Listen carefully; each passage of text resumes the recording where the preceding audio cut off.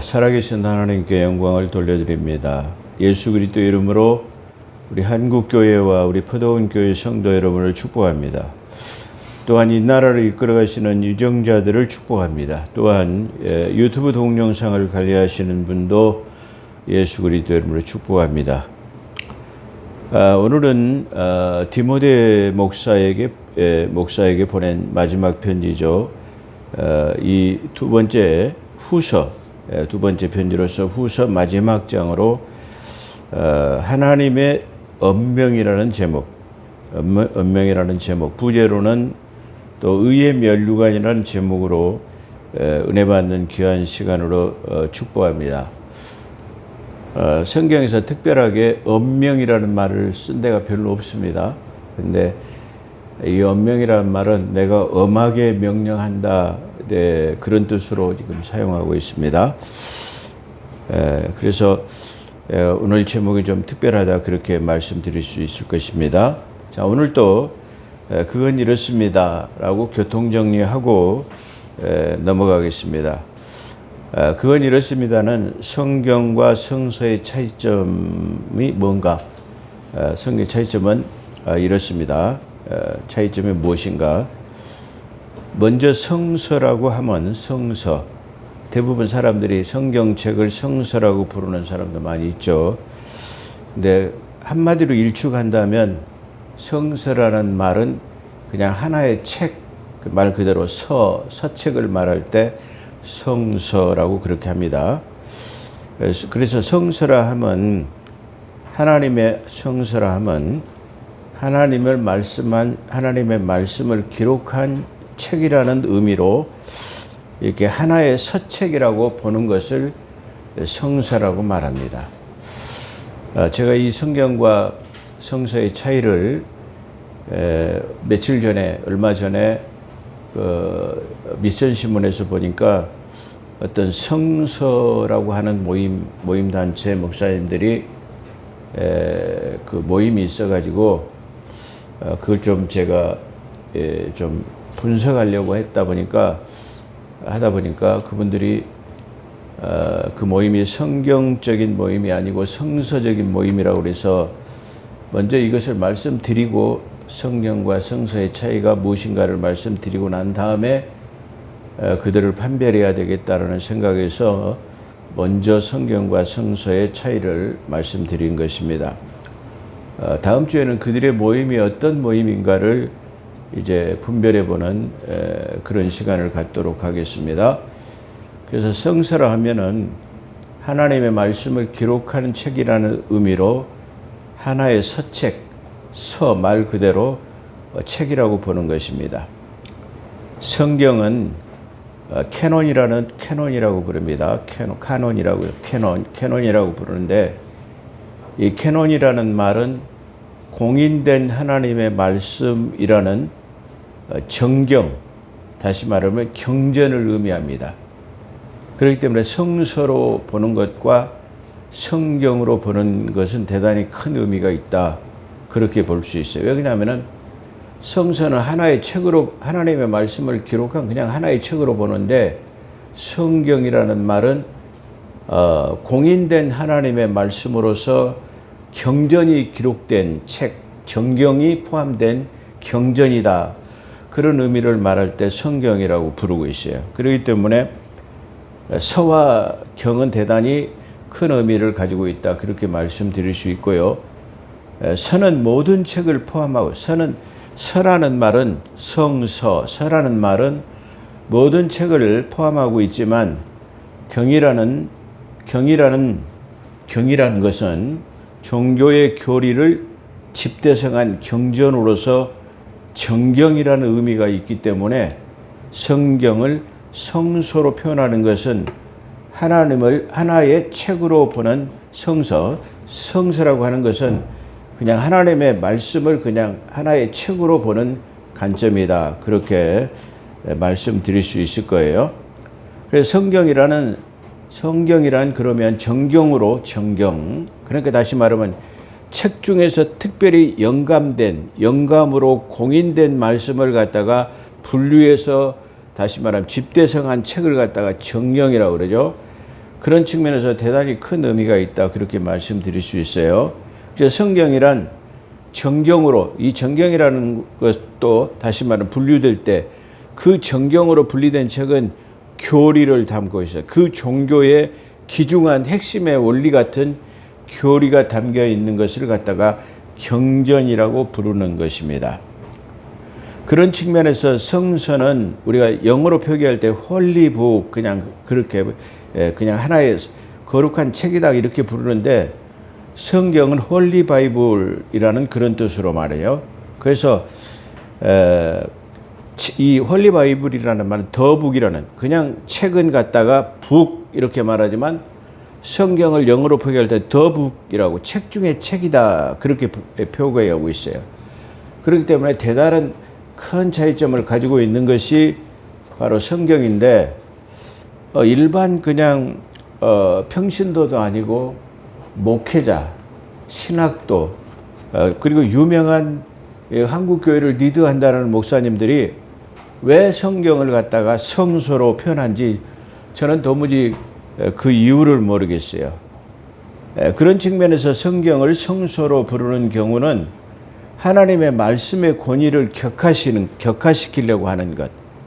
그러니까 하나님의 권위 있는 말씀을, 권위 있는 정경의 교리를 담고 있는 이 책을 갖다가 격화시켜서 그냥 하나의 책으로 매도하려고 하는 그런 의도가 있다라는 것을 우리가 저는 그렇게 생각하고 있습니다. 그래서 그런 측면에서 성경을 성서로 부르는 경우는 하나님의 말씀의 권위를 격화시키려는 그런 측면으로 볼 수 있을 것이다. 저는 그렇게 생각하고 있습니다.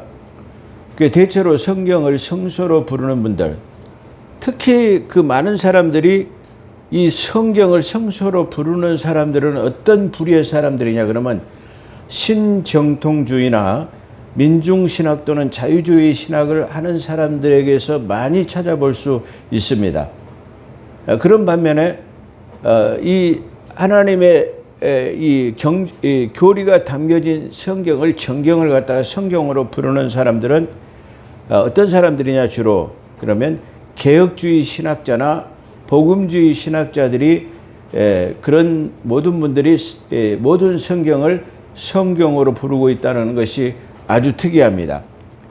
그러니까 성서로 부르는 사람들은 신정통주의자들이나 민중신학이나 자유주의 신학을 하는 사람들이 성서라고 부르는 반면에 성경이라고 부르는 사람들은 복음주의 신학자들이 많이 있다.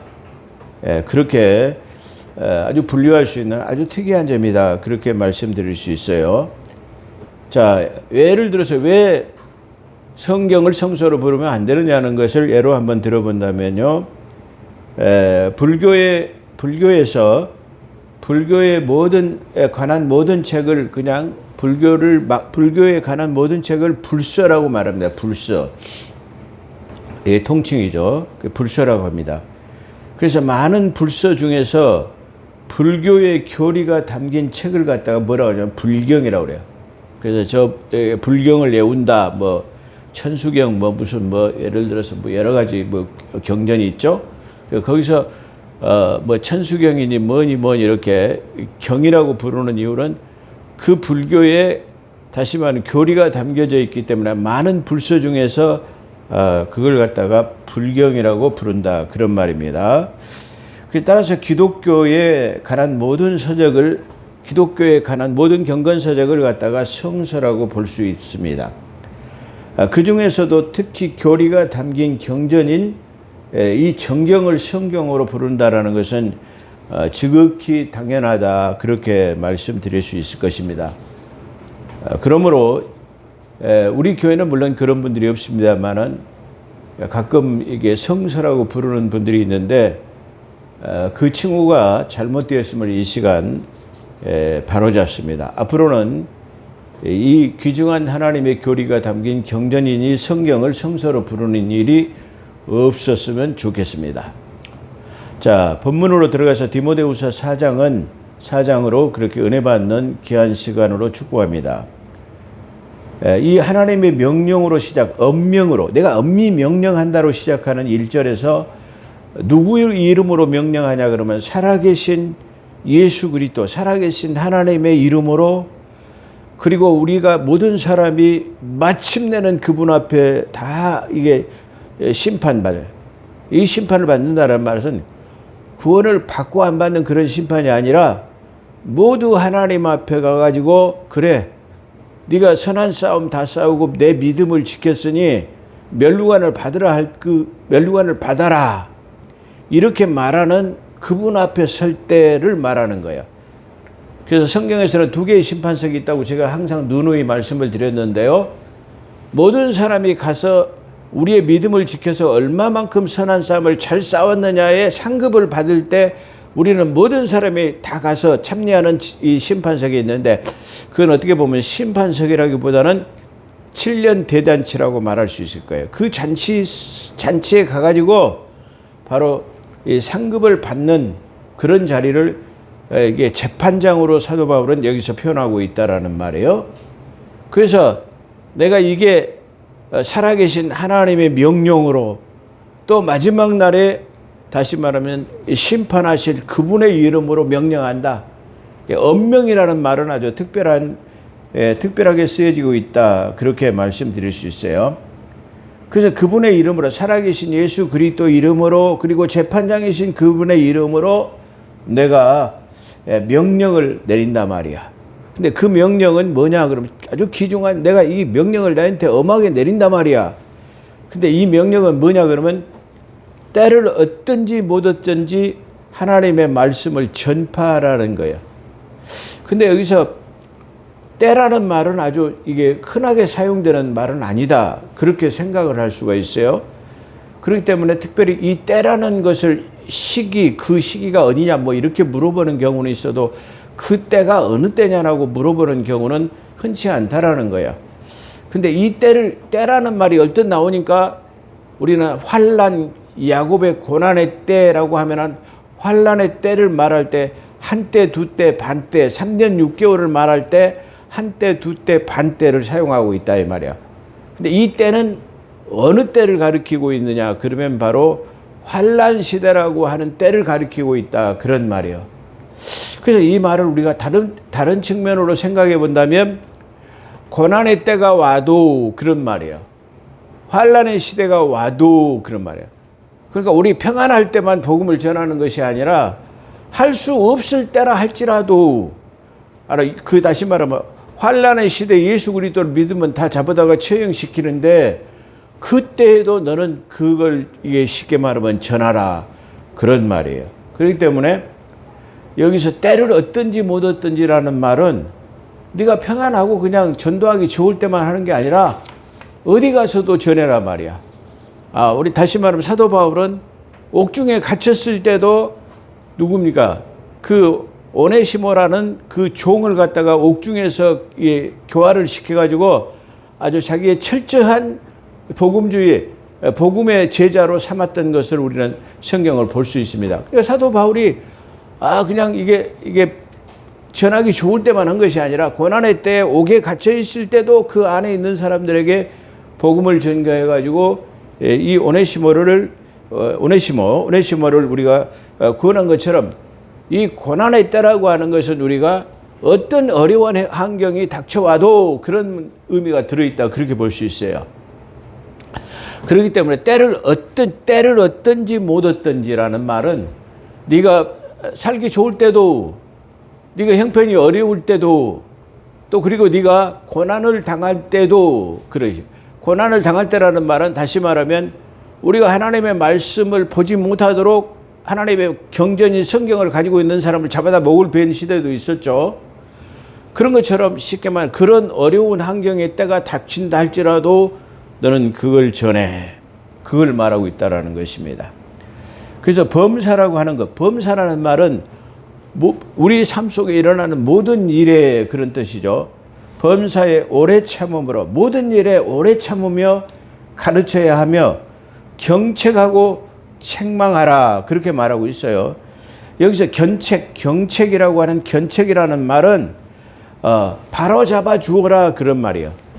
바로 잡아 주라는 말은 어그러진 길, 구부러진 길, 잘못된 길을 간다고 한다면 그걸 바로 잡아가지고 바로 갈 수 있도록 해주라. 그런 말이 견책이에요. 그렇기 때문에 우리가 이 교회라고 하는 이 말씀을 가르치는 이 권위는, 다시 말하면 이 강단은 뭐냐면은 이 말씀을 통해 가지고 우리가 지금 잘못 가고 있다라고 한다면 그걸 깨닫고 바른 길로 돌이켜야 하는 것을 바로 견책이라고 하는 거예요.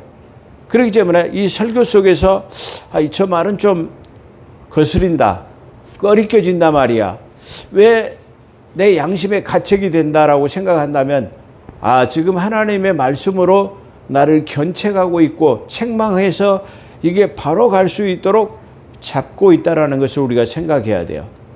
그런데 만약에 어떤 사람들이 그런 은혜의 말씀을 듣는다고 한다면 자기를 책망하는 것이다, 또 양심의 가책을 받아가지고 오히려 교회를 등한시한다든가 교회를 떠나게 되면 안 된다라는 그런 측면을 우리가 가지고 있다는 사실을 기억해야 할 것입니다. 그래서 범사라고 하는 모든 일에 오래 참음으로 가르쳐야 하며 경책하고 책망하고 경계하라 말이에요. 책망이라는 말은 경계하라는 뜻인데요. 책망해가지고 그리 가면 안 돼, 거기 선까지만 가면 안 되라고 하는 경계를 정하는 거예요. 그 이상을 넘어서는 안 된다. 성경에서 경계라는 말이 자주 나오는데 경계라는 말은 이 선을 넘지 마라라고 하는 거예요. 우리는 그 창조 사역에서 하나님께서 바닷물도 이게 경계를 정해 놓으셨어요. 그 바닷물에게 경계를 넘지 못하라는 것은 저 바닷가에 모래밭이 있는데 그 모래밭 이상은 넘지 못하도록 하나님께서 창조 사역에 저 바닷물에게 명령했어요. 그러니까 저 바닷물이 찰랑찰랑 들어오다가도 그 창조 하나님의 사역에 그 바닷물도 하나님 앞에 순종해가지고 이 모래 앞에 오면 쫙 흩어져가지고 없어져 버려요. 더 이상은 넘어오지 않아요. 만약에 그 명령이 없었다면 저 바닷물이 이게 넘어와가지고 이게 다시 말하면 이 농경지나 밭이나 뭐 이런 데 바닷가 앞에 지어놓은 이게 아파트 같은 것도 해일이 와가지고 때려버린 것처럼 마냥 밀고 들어오면 어쩌겠어요? 아주 위험하죠. 그런 것처럼 이게 경계라는 말은 그래 여기까지 마지노선이라고 하는 것은 여기까지 넘으면 안 되라고 하는 그런 의미를 가지고 있다. 그렇게 말씀드릴 수 있어요. 그래서 견책이라는 말은 바로 잡아준다라는 말이에요. 바로 잡아주어서 다시 말하면 여기서 바로 잡아준다라는 말은 이 말의 여기 의미에서의 바로 잡아준다라는 말은 이 딥쪽으로 가면은 바른 교리라고 하는 것에서 벗어나는 것을 말하는데 여기서 견책에서 경계로 삼는다라는 것은 다른 측면으로 보면은 그래 교리에 아까 말한 경전 안에 담겨 있는 교리를 벗어나면 안 돼라는 그런 의미를 가지고 있어요. 그렇기 때문에 그 교리 안에 이게 교리를 넘어서는 범주를 넘어서면 안 된다라는 그런 의미를 가지고 있다. 이렇게 말씀드릴 수 있어요. 그래서 이 말은 누군가에게 확신을 주어가지고 바로 잡아주어 바른 길을 갈 수 있도록 이게 잡아주는 것을 그렇게 경책이라 그렇게 말할 수 있을 것입니다. 그래서 이 경책이라 하여 때로는 바로잡기 위해서 우리가 책망하고 권고해야 책망. 그렇게 가면 안 돼! 라고 해가지고 책망해서 바로잡는가 하면은 또한 어떻게 해야 되죠? 권고하는 거예요. 권고라는 말이 들었죠. 여기서 권고라는 말은 그래 때로는 책망도 하고 때로는 용기를 주어가지고 북돋아 주어서 그걸 지킬 수 있도록 하라 그런 말이에요. 그렇기 때문에 이 디모데 후서에 나와 있는 말은 이 마지막 때의 성도들에게 전하기 아주 좋은 마지막 때 성도들에게 꼭 필요한 그런 말이다. 그렇게 볼 수 있어요. 그래 오늘날 이 교회의 그 패턴을 보게 되면 그냥 축복하고 그냥 막 좋은 이게 쉽게 말하면 언어 구사 이게 내 듣기 좋은 말만 가려가지고 해야지 만약에 목사님이 듣기 싫은 말을 하게 되면은 모이지 않는 특성이 있어요.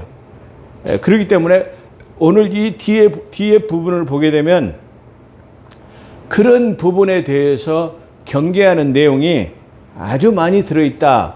예, 그렇게 말씀드릴 수 있을 거예요. 그렇기 때문에 이 말씀 속에서는 바로 잡아가지고 잘못되면 책망해가지고 또한 권고하고 이렇게 해가지고 용기도 북돋아주고 바로 잡아주고 또 책망하고 해가지고 바로 설 수 있도록 해줘야 된다. 그것이 하나님의 말씀이다 라는 것을 표현하고 있어요. 그렇기 때문에 하나님의 말씀은 다시 말해 권고하는 것뿐만 아니라 책망해가지고 그것을 바로 잡아주는 그 기능이 있어야 돼요. 그래서 하나님의 모든 말씀은, 그 모든 성경은 살아있는 하나님의 말씀으로 의로 교육하기에, 그리고 책망하기에, 바로잡기에 그렇게 유익한 것이다. 그래. 그래서 이 성경은 규범과 같은 것이 규례. 여기 이 경계를 넘어서면 안 돼라고 하는 것들이 전부 다 이 성경이다. 그렇게 말씀드릴 수 있어요. 그래서 이걸 지금 이 사도바 제가 지금 말하는 이 마지막 시대에 나타나는 교회 패턴에 대해서 말씀하고 있는데 그걸 사도 바울은 이렇게 말합니다. 마지막 때는 사람들이 바른 교리, 아까 제가 교리에 벗어나면 안 돼. 여기서 이제 교리가 나오죠. 다른 우리의 성경에는 교훈이라고도 표현하고 있어요. 그래, 바른 교훈, 바른 교리인 건전한 교리를 받지 않으려고 해요. 그것이 바른 교리 책망 같은 것이 내 안에 오면 양심의 가책이 되어가지고 그냥 별로 은혜 받지 못해. 그냥 교회 가가지고 이렇게 꾸중만 잔뜩 듣고 오니까 돌아가는 발걸음이 그냥 기분이 나빠. 그러니까 교회 가기 싫어. 그런데 교회 가면 막 기분 좋은 일만 해갖고 목사님이 축복합니다. 누구 장로님 축복합니다. 막 권사님 축복합니다. 막 뭐 집사님 축복합니다. 뭐 그 어떤 목사님 유명하신 목사님이 2024년은 모든 성도들이 돈벼락이나 맞으시오. 막 이러더라고요. 그래서 참 듣기 좋은 말이다. 기분 좋아. 돈벼락 맞으면 싫은 사람이 어디 있겠습니까? 돈벼락을 맞는 일이 있나요? 그건 허무맹랑한 아주 허황된 그런 믿음을 갖다가 부여시키는 거예요. 돈이라는 것 자체는 우리 열심히 수고하고 노력한 만큼 심은 대로 걷는 것이 성경의 법칙이에요. 근데 심고 노력하지 않는 데서 그냥 하늘에서 돈벼락이라 떨어져가지고 돈벼락 맞으라? 맞으면 좋겠죠. 그렇지만 그런 얘기는 성도들로 하여금 허황된 말을 해요. 그러니까 막 그 말을 하니까 그 많은 사람들이 막 그냥 아멘, 아멘 막 하더라고요. 예. 그래서 우리 지금 한국 교회 성도들의 패턴이 지금 저런 수준에 와 있구나 말이야. 지금 어떻게 보면은 이 디모데후서라고 하는 이 목회서 신서에서의 지금 이 교리적인 측면을 제가 말한다면 이 제 설교를 듣는 사람 자체도 이 동영상 설교를 듣는 자체도 어떻게 보면 꺼리끼어 하는 사람들이 있을지도 몰라요. 그렇지만 이게 하나님의 말씀은 듣든지 아니 듣든지 전하라고 그랬어요. 때를 얻든지 못 얻든지 전하라고 그랬어요. 그렇기 때문에 저는 이 하나님의 말씀을 전하지 않을 수 없는 그런 직분, 사명을 가지고 있기 때문에 이 교리서를 강의하면서 이 목회서 신서를 강의하면서 이것만 쏙 빼고 갈 수는 없어요. 제가 어떤 유명한 목사님들의 이 강해 설교를 가끔 한번 들어요. 웬만한 시시껄렁한 사람들은 솔직히 말해서 제가 들을 가치가 없기 때문에 일고의 가치가 없는 거예요. 그런데도 명망이 있고 좀 유명하신 분들의 설교는 저분은 어떻게 설교하시는가? 내가 좀 그 설교를 좀 들어야 되겠다. 그렇게 해가지고 들어요. 근데 아주 교리적인 민감한 부분이 있으면 그 부분을 안 다루고 그냥 싹 넘어가 버리는 그런 목사님들이 계세요. 왜 그것만을 빼놓고 넘어갈까? 그런 생각을 제가 해보기도 했어요. 근데 아주 오래전에 제가 그 마태복음 종말론을 강의한 인천인가요? 그 유명하신 조용기 목사님의 동생이란 조용묵 목사님의 마태복음 24장 종말장을 이게 다루는 아주 민감한 부분을 다루는데 아주 그것을 피하지 않고 아주 지혜롭게 슬기롭게 잘 강의하고 넘어가는 것을 제가 보았어요. 그래서 참 제가 그때 그분을 볼 때 이 대단히 참 은혜로우신 지혜로우신 그런 목사님, 그리고 그 민감한 부분을 그냥 안 다루고 넘어간 것이 아니라 다루면서도 교리적으로 문제가 되지 않도록 아주 지혜롭게 잘 넘어가는 그런 부분을 발견했어요. 그렇기 때문에 우리는 바른 교리가, 그리고 성도들이 이 말씀을 들어서 조금 은혜보다는 책망에 가까운 말씀이라고 한다면 목사님들이 설교하기를 기피해버려요. 그렇지만 쭉 이 강해해오는 이 부분에 대해서 제가 이걸 기피할 수 없기 때문에 다루는 것이다, 그렇게 말씀드리고요. 그래서 마지막 때는 사람들이 바른 교리와 건전한 교리를 받지 않아 자기 입맛에 따라서, 그리고 귀의 즐거움에 따라서 스승을 많이 두고, 이게 지금 성경적인 의미죠. 성경에서 그렇게 말하고 있어요. 건전한 교리를 받지 않아 입맛에 따라서 귀에 따라 스승을 많이 두고 진리를 거스러 허탄한 이야기를 귀를 기울이는, 아까 진리를 말해야 되는데 돈벼락이나 말으시오, 뭐 어쩌시오 말이야, 막 이런 얘기에 대해서 이거 뭐한 말이야? 진리에서 벗어나 가지고 허탄한 이야기와 같은 것이에요. 근데 이 말은 지금 이게 마지막 때는 진리를 거스러서 스승을 많이 둔다는 말은 무엇일까요? 그래서 제가 이 말을 잘 묵상해 봤어요. 오늘날 그래요.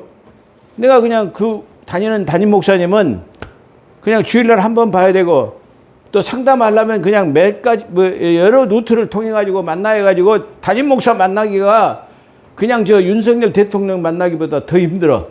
그러니까 담임 목사님은 만나기는 힘드니까 그냥 가까이 가서 그냥 이게 좀 목사님, 다른 목사님에게 상담도 받고, 또 저게 항상 만나기 쉬운 이 개척교회 같은 목사님 같다 좀 괜찮은 분들을 이게 초이스 해가지고 갖다가 멘토로 두고 말이야. 또 이게 가까운 기도원에 가가지고 말이야, 은혜도 받고 말이야.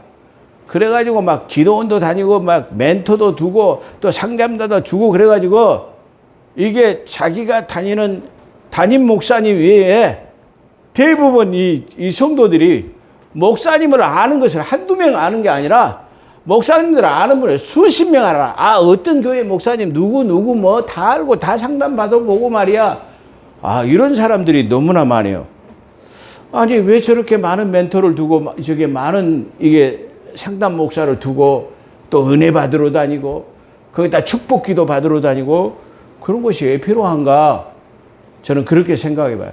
이런 말씀이 지금 이 디모데 후서에 나타나는 또 이 시대를 지금 그대로 아주 적나라하게 지금 표현하고 있다, 그렇게 말씀드릴 수 있어요.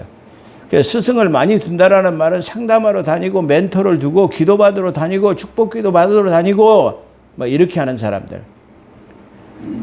그런 사람들을 말하죠. 그러나 너희는 신중을 기해 전도자의 직무를 다해라. 신중, 그런 일에 신경 쓰지 말아라. 성도들한테 하는 권면이고, 이게 쉽게 말하면 목회자에게 하는 이게 권면이에요. 그런 일에 너는 신중을 기해 가지고 처리를 하도록 지금 권면하고 있다는 말이야. 또 이 말씀을 듣는 성도들도 이런 일에 대해서, 다시 말하면 이 담임 목사라는 말은 중요한 의미를 가지고 있어요. 담임 목사. 자, 우리 옆에 교회에도 지금 목사님이 은퇴하시고 후임 목사님으로 지금 오신 분이 있어요. 청빙을 해서 물론 오셨겠죠.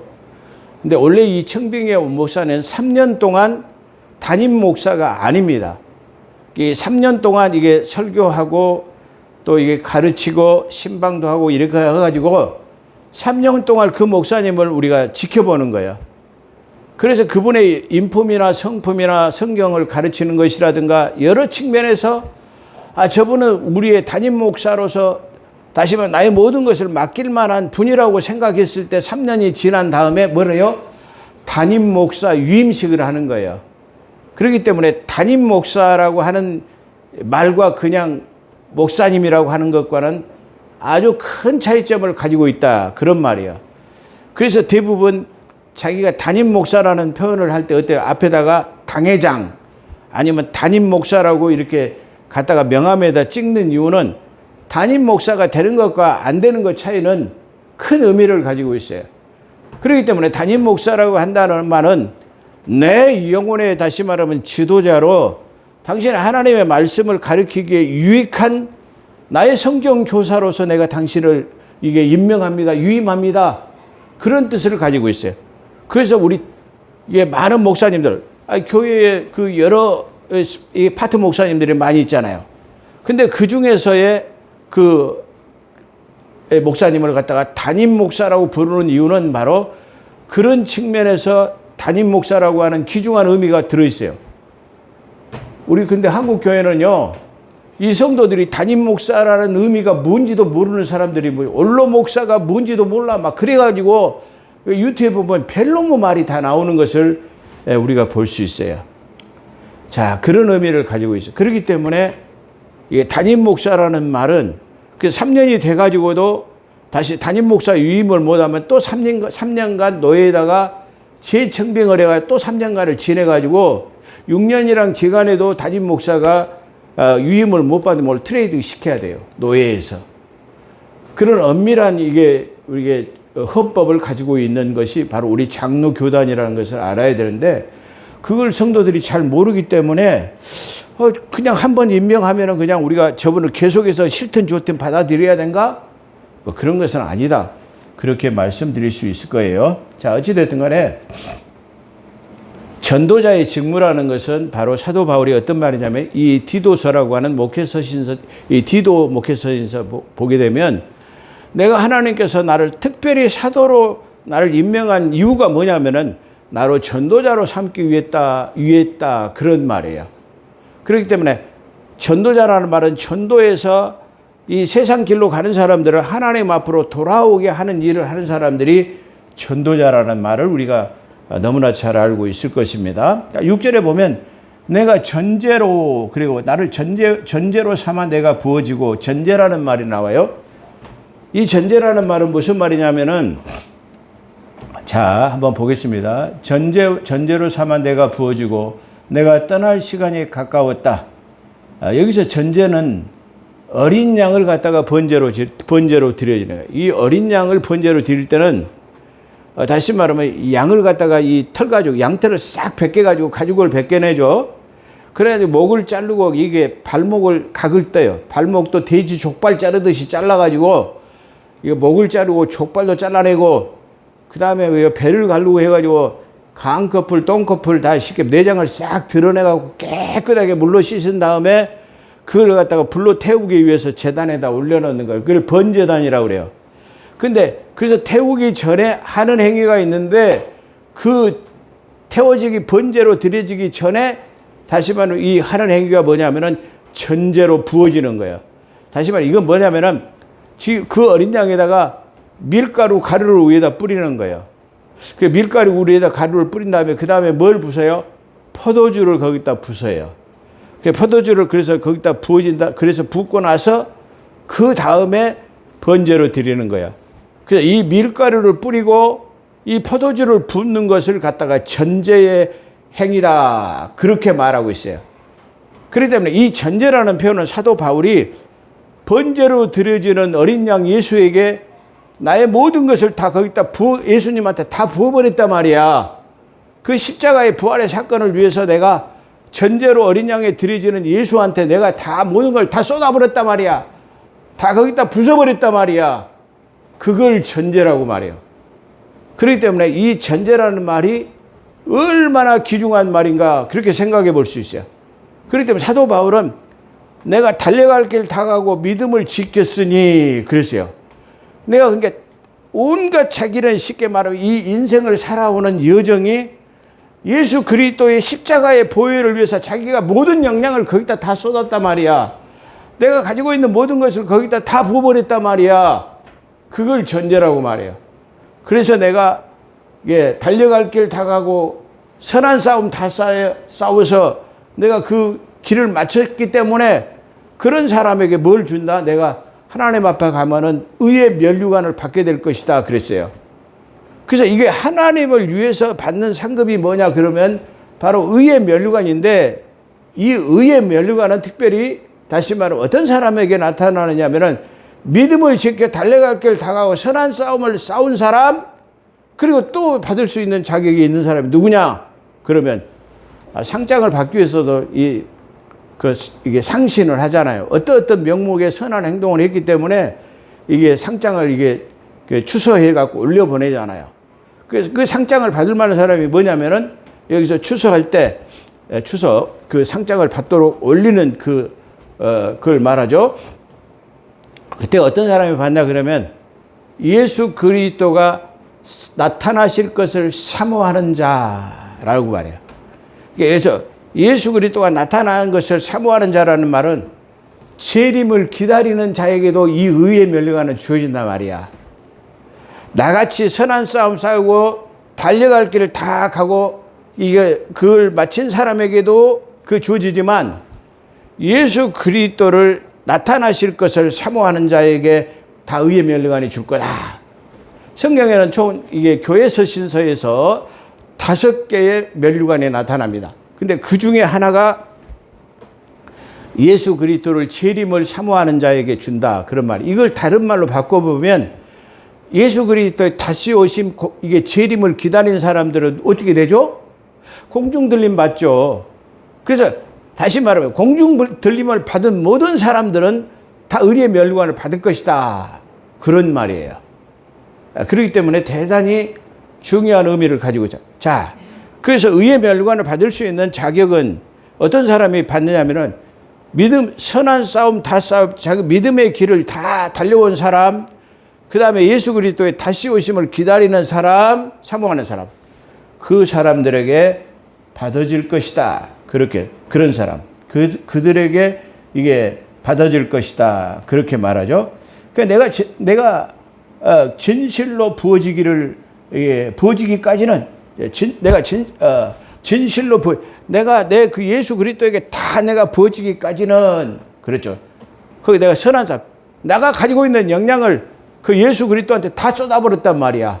그래서 지금 선한 싸움 다 싸우고 달려갈 길 마치고 믿음을 지켰으니 이제 후로는, 그래서 다시 말해서 내가 그분 앞에 그러면 다시 말해서 내가 그분 앞에 설 때는 재판장이신 예수 그리스도께서 의의 면류관을 내게 주실 것이다 말이야.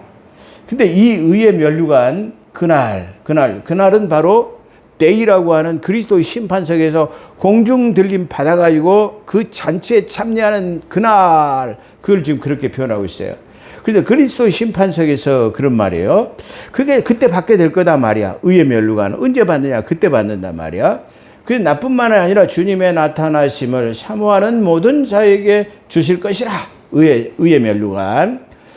예수 그리스도가 다시 오셔가지고 우리가 공중 들림 받을 것을 믿게 되시기는 주의 이름으로 축원합니다. 그런 사람들은 뭔 면류관을 받아요? 의의 면류관을 받게 될 것이다. 그런 말이에요. 아까 조금 전에 서두에 말한 것처럼 이 말은 재림을 기다리는 자, 신랑 되신 예수 그리스도의 다시 오심을 통해 가지고 공중 들림 받은 모든 자에게 주실 상급임을 이게 천명하고 있다. 그런 말입니다. 그래서 이 내용은 바로 어디와 깊은 연관 관계를 갖고 있냐면 히브리서 9장 28절, 죄와 상관없이 기다리는 자에게 두 번째 나타나신다. 아주 중요한 의미를 가지고 있는 장절이죠. 공중 재림은 히브리서 9장 28절과의 깊은 연관 관계를 갖고 있다는 걸 말씀드립니다. 자, 9절. 너는 어서 속히 내게 오라. 속히 오라 말이야. 누구에게? 디모데에게. 에베소 교회에서 목회하고 있는 디모데에게 너 빨리 와라 말이야. 이게 지금 그냥 보고 싶어 하는 지금 사도 바울의 아주 애타는 이게 말을 여기다 볼 수 있죠. 그래서 너는 지금 이게 로마에 있는 바울에게 지금 빨리 오라고 말하죠. 그 12절에 보면은 내가 두기고를 너한테 보냈으니까 에베소 교회 목회는 두기고에 맡기고 너는 빨리 나한테 와라 말이야. 지금 그런 말이에요. 그래서 속히 내게로 오라. 12절에 보면 이 편지는 두기고가 전해진 것을 두기고가 가지고 전했죠. 그래서 두기고는 에베소에 머물고 디모데는 로마로 이것을 간 것으로 지금 보여집니다. 그러니까 에베소 교회에서 목회하고 있기 때문에 이게 디모데를 빨리 지금 로마로 이게 너는 와라. 그리고 거기서 내 편지를 가지고 온 두기고에게 거기 목회하도록 해라. 지금 그런 말이죠. 그래서 특별히 올 때는 드로아에 있는 가보라는 사람의 집에 가가지고 거독과 가죽으로 된 책을 가지고 양피진을 말하죠. 오늘날 이 가죽 성경을 말하는 것으로 그렇게 보입니다. 근데 여기서 사도 바울은 이게 양피지에 쓴 책이라고 표현하고 있어요. 이때는 책으로 보는 게 맞습니다. 왜 그러냐면은 이 책으로 기록된 것이 정경으로 분리돼 가지고 교리를 담고 있는 영감으로 기록된 것이라면은 27권으로 묶여져 가지고 27권으로 묶여졌을 때 이걸 뭐라고 그래요? 정경이라고 말합니다. 아직 묶여져 있지 않는 때는 바로 책이라고 볼 수밖에 없어요. 서라고 보는 거죠. 그래서 여기서 책에 대해서 아까 제가 부연 설명을 잠깐 드린다면 이때는 책은 말 그대로 서로 보면 됩니다. 서. 아까 말하면 성서로 보면 됩니다. 이때가 성서예요. 보면 됩니다. 왜냐하면 이때는 신약성경 27권이 집대성되어서 정경으로 묶이지 않은 상태이기 때문에 다시 말하면 그런 측면을 가지고 있다. 그래서 에베소에 있을 때 많은 박해자, 그리고 특별히 에베소에 있을 때에 많은 박해자가 있었지만 나는 그들을 다 용서한단 말이야. 근데 그 중에서 경계해야 할 사람이 한 사람이 있는데 그게 누구냐면 구리장색 알렉산더라는 사람이다 말이야. 그 사람은 조심해라 라고 그렇게 말하면서 마지막 쉽게 말하면 사랑을 나누는 은혜의 내용이 있는데 다시 브루스가와 아굴라, 우리 유명한 사람이죠. 브루스가와 아굴라, 그러게 오네시보로라고 하는 사람, 이 오네시보로 사람은 이 에베소 교회의 사람이었는데 아주 부자였던 사람이에요. 그래서 이 사도 바울이 로마에 있을 때, 바로 에베소에 있을 때뿐만 아니라 로마에 있을 때, 감옥에 갇혀 있을 때도 계속해서 옥바라지를 했던 사람이 누구냐면은 바로 이 오네시보로라는 사람이에요. 그리고 자기가 평생 같이 복음의 사역을 같이 했던 이게 브리스가와 아굴라에게 지금 편지하라는 내용을 지금 담고 있습니다. 거기서 사도 바울은 특별히 빨리 너는 내게 오라고 그러는데 여기서 지금 말해 겨울이 오기 전에라는 말이 들어있어요. 겨울이 오기 전에 와. 지금 이 말은 다른 말로 하면 내가 안식하기 전에, 또 다른 말로는 내가 죽기 전에 와. 내가 죽기 전에, 안식하기 전에 내가 너의 얼굴을 마지막으로 보고 싶어 라고 하는 그 간절하고도 애틋한 사랑의 마음이 여기 들어있다. 이 사도 바울의 마음을 너무나 잘 읽을 수 있는 내용이 이 짤막한 내용 속에 들어있다. 그렇게 말해요. 그렇기 때문에 여기서 겨울이 오기 전에라는 말은 안식에 들어가기 전에 그런 말이에요. 또 다른 말로 표현한다면 내가 죽기 전에 빨리 내가 내 얼굴을 보고 싶다라는 그런 내용으로 이 목회서신서를 마감하고 있다라는 사실을 우리가 기억합니다. 결론입니다. 우리는 이 하나님의 교리가 담긴 이 경전인 이 성경을 성서라 부르면 안 됩니다. 두 번째는 우리가 때를 얻든지 못 얻든지 어떤 시련과 고난이 닥친다 할지라도 우리가 하나님의 말씀을 전파하는 전도자의 직무를 다해야 할 것입니다. 세 번째는 그렇게 믿음을 지키고 선한 싸움 다 싸운 사람에게 우리는 어떤 사람? 주님이 다시 나타날 것을 사모하는 사람들에게 주는 의의 면류관, 그 의의 면류관을 다 받는 나와 여러분이 되시기를 주의 이름으로 축원합니다. 기도하겠습니다. 오 거룩하시고 자비로우신 하나님, 오늘 2024년이 맞는 벌써 하나님 1월을 마감하는 마지막 주일입니다. 우리가 오늘 이 말씀을 경계로 받아서 앞으로 믿음의 선한 싸움을 다 싸워 믿음을 지키는, 그리고 경주를 다하는 절벽 질주를 다해서 우리가 하나님 어린 양에게 우리의 모든 역량을 쏟아붓는 전제로 드려지는 믿음의 사람들이 다 되게 도와주시옵기를 아버지 간절히 바라옵고 오랍니다. 오늘도 우리를 붙들어 주시고 인도하심 감사하며 우리 구주 예수 그리스도 이름으로 감사기도 드리옵나이다. 아멘.